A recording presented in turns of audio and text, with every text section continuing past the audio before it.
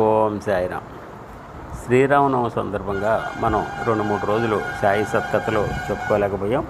షిరిడిలో కూడా జరిగే శ్రీరామనవమి ఉత్సవాలు బాబా భక్తులకు ముఖ్యమైనవి, పవిత్రమైనది కూడా. భక్తులందరూ వచ్చి ఆ ఉత్సవంలో పాల్గొంటూ ఉండేవారు. బయట ఏర్పాట్లన్నీ తాత్యాకూతి పాటలు చూసుకునేవాడు.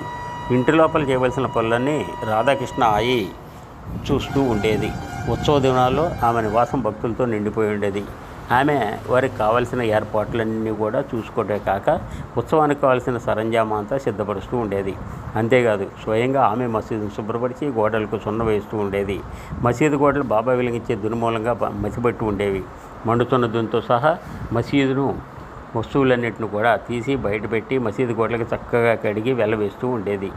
ఇదంతా రోజు మార్చి రోజు చేస్తూ చావడిలో పడుకున్నప్పుడు చేసేది.